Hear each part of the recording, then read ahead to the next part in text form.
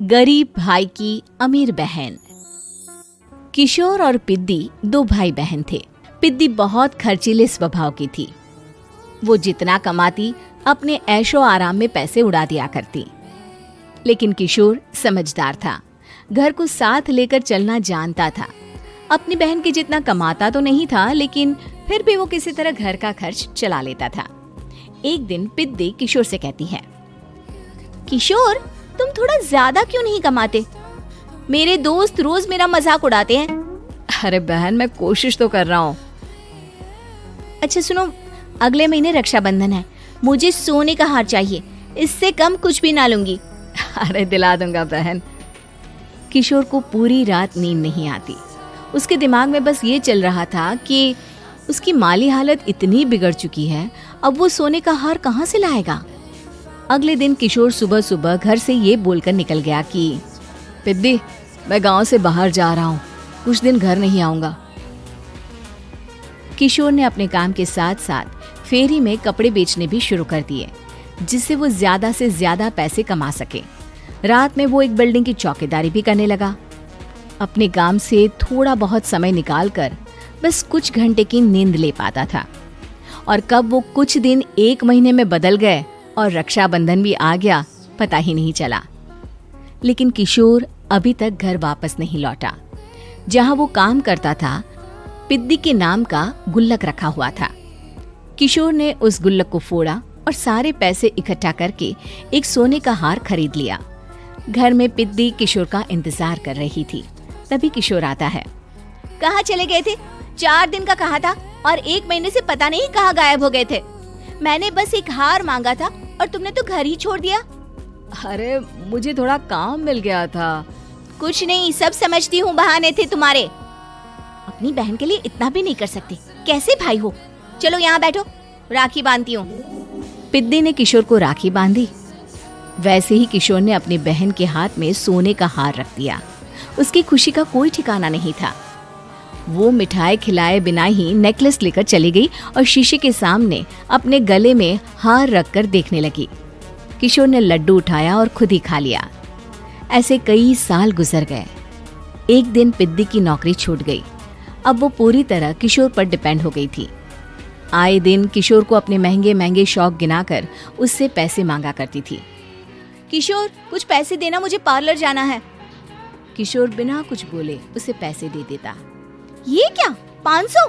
अरे इतने में तो मुझे पार्लर में एंट्री मिलेगी बस। अच्छा, देता हूँ ना ज्यादा। अरे कैसे भाई हो, अपनी बहन के लिए इतना भी नहीं कर सकते। किशोर ने जेब से 2000 का नोट निकाला और उसे दे दिया। किशोर गरीबी में रह लेता था, लेकिन अपनी बहन को कभी कोई कमी नहीं होने देता था। बेटा, पिद्दी तुम्हारी बहन है, उसे कभी किसी चीज की कमी मत होने देना और उसका ध्यान रखना, क्योंकि भाई का फर्ज होता है अपनी बहन का ध्यान रखना। किशोर ने माँ की कही ये बात हमेशा के लिए याद कर ली थी। शायद माँ की इसी बात की वजह से किशोर पिद्दी की हर जिद पूरी करता चला आ रहा था। किशोर, आज मैं अपने दोस्तों के साथ पार्टी करने जा रही हूँ, मुझे कुछ पैसे दो ना। किशोर पिद्दी को समझाता है, लेकिन पिद्दी नाराज होकर चली गई और अपने कमरे में सुबक सुबक कर रोने लगी। किशोर अपनी जेब से कुछ पैसे निकालता है और पिद्दी को दे देता है। किशोर खुद कभी अच्छे कपड़े नहीं पहनता, लेकिन पिद्दी को राजकुमारी की तरह रखता। पिद्दी के जाने के बाद किशोर अपने काम पर निकल गया। एक तरफ पिद्दी अपने दोस्तों के साथ मस्ती कर रही थी, तो वहीं दूसरी तरफ किशोर पैसे कमाने के लिए कड़ी मेहनत कर रहा था। कुछ और दिन ऐसे ही बीत गए।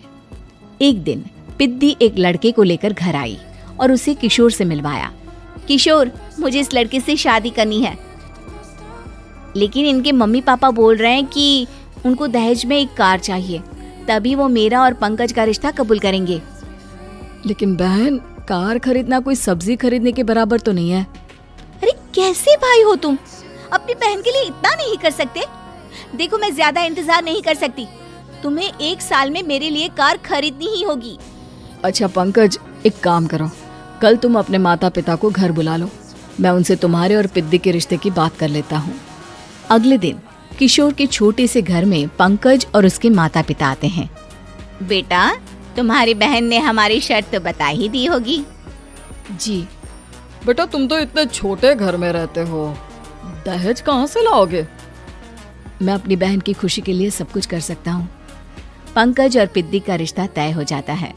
किशोर अब अपनी क्षमता से 4 गुना ज्यादा काम करने लगता है।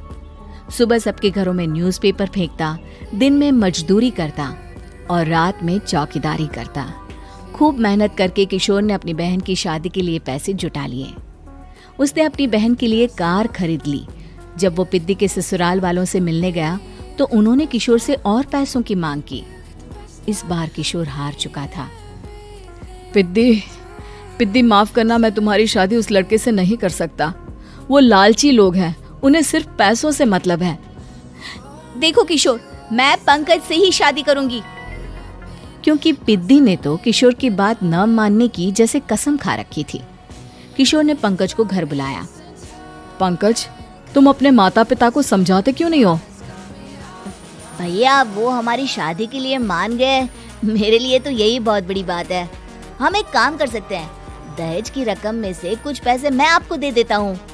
अरे लेकिन समाज वाले क्या कहेंगे? अरे जब दुनिया को पता चलेगा तब ना। अच्छा, कुछ पैसे मैं अपने मालिक से कर्ज में ले लेता हूँ। कुछ पैसे पंकज देता है, कुछ वो कर्जा लेता है और अपनी उम्र भर की कमाई वो अपनी बहन की शादी में लगा देता है। आखिर में पंकज और पिद्दी की शादी हो जाती है। पिद्दी की विदाई के बाद किशोर बिल्कुल अकेला पड़ जाता है।